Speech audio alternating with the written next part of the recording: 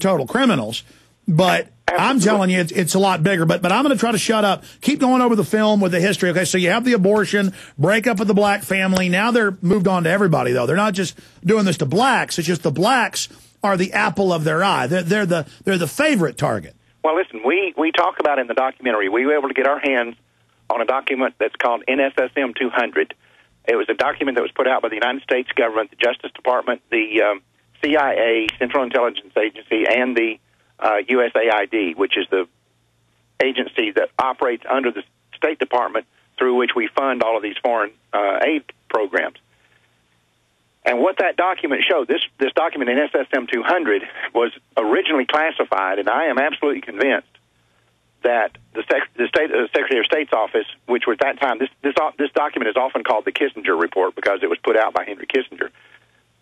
I am convinced they never thought this would be made public, because if they thought it was ever going to be made public, they would not have said some of the things that they were saying in here.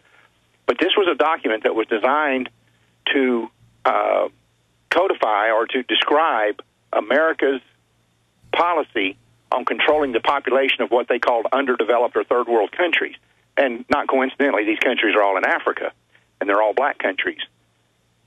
But in the document, they state that the reason that we have to control the populations of these countries, we're not doing it to help them. We're doing it because they have minerals and metals that we need in the United States, and if we don't stabilize and control their populations and reduce their populations, they'll use up their own minerals and metals, and we won't be able to get to them. And that's a repeat of the British Royal Commission of 49 that says the same thing. Nothing has changed about this. Nothing has changed about the eugenics movement since Galton first came up with the idea and his cousin Darwin put wings on it.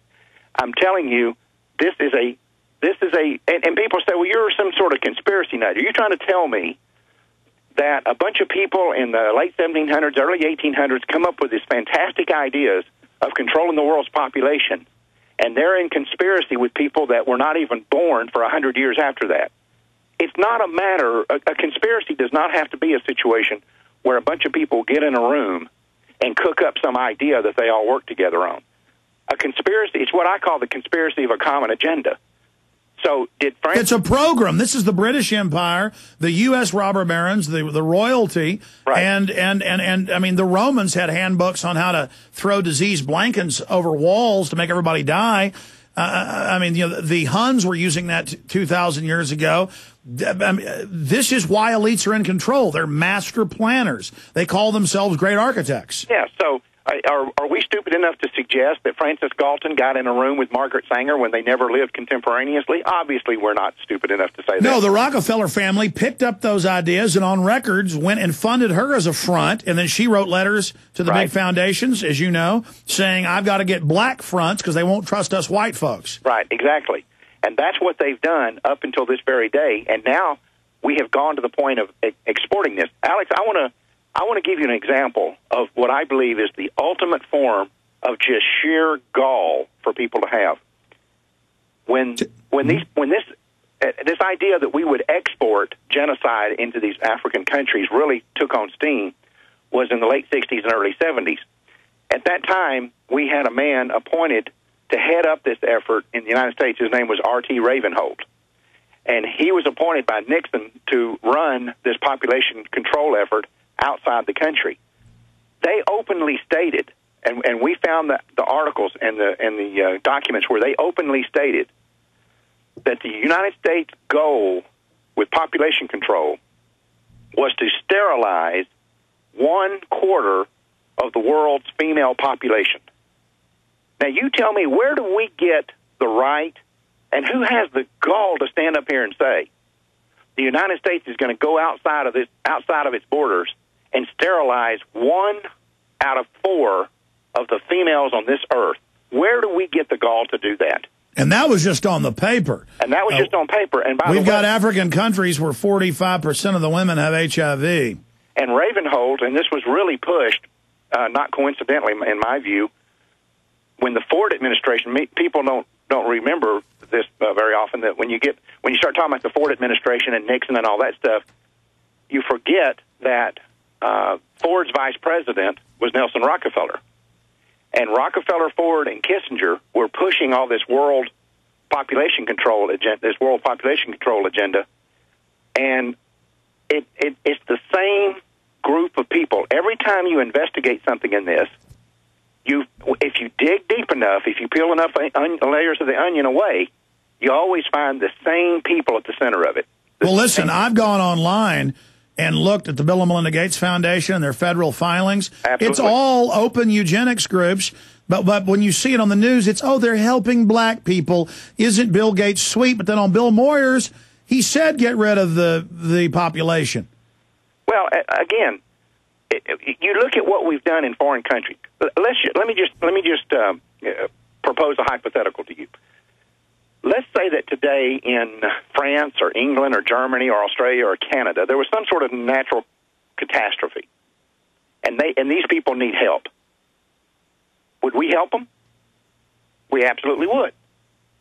But would our help be contingent upon their accepting the American ideals of birth control and abortion? Would we go into France and say, yeah, we recognize that you got people starving in the streets and you can't help them, and we're here with USAID, but we've got this food and medicine sitting on this ship out in the harbor. We will not unload it until you agree to legalize abortion, accept our versions of birth control and family planning and population control. If you do that, we'll unload the ships. If you don't, we're taking them back. We would never do that in a white country. But that has been our standard procedure for the last 50 years in Africa and in other black countries, even in this hemisphere. But I'll tell you why, sir, and I'm sure you know this. The big secret is, and again, you've done a great job. Your research is amazing. You've taught me a lot. This is a sliver just with the blacks, the group they're mainly focused on. They don't need to in the white countries because they're all run by the eugenicists, and they've all are pulling the stuff on black, white. It doesn't matter. And you're right. When they go into Africa or Latin America or Asia, they say, you've got to accept this company running your water supplies. Because we're gonna put additives in it because we care about you. You've got to accept giving your kids these vaccines because we want to take good care of them. We're going to kill them dead in a hammer, but just never mind what happens after we shoot them up. So that's the next level of the diabolical evil, is realizing is that if they're not giving them aid, the aid they're giving them is eugenics death as well. Go ahead. It's cultural suicide. We're telling these people, unless you're willing to commit cultural suicide, we won't help you.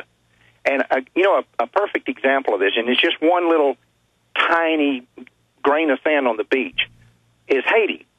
Haiti, as we all know, has been struck by a lot of disasters. It's a very poor country. Many of the things that have happened to it are just a result of where it's located on the globe. They've been hit by hurricanes and tsunamis and all kinds of natural disasters.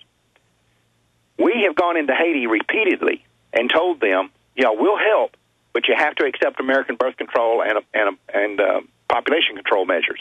And if you don't do that, we won't help you. I have talked to people who are missionaries who've gone to Haiti to try to help these poor people. And they say, you can go into clinics there. And I had another guy tell me this exact same thing about countries in Africa. He said, you can go into clinics there. And in many of these places, a clinic is made up of a thatched walled building with no roof and dirt floors. All right? You can go in there. They have no medicines, no bandages, nothing to help deliver a healthy baby, none of that stuff. But you can look over in the corner and see piles and piles of birth control pills and condoms with American flags and USAID on the ends of them. In Haiti today, to give you an example of how profound this problem is, in Haiti today, it's estimated that 90% of the female population in Haiti has access to free birth control supplied by the United States government. But only 20% of the Haitian people have access to clean drinking water. Most of the 80% of the Haitian people get their water out of sewers and out of open pits and out of streams. And it's all meant to kill them. Instead of going in, educating them, stabilizing the population, the Royal Commission says we're going to let their populations explode as a way to devastate them economically so we can then come in and mop up later with eugenics. I mean, it is just hellish what they're doing. It is obscene. I mean, it's an obscenity of the first order. And the sad thing about this is that so much of this is done under the guise of compassion that, as you mentioned a moment ago, basically the American people look the other way, and they don't understand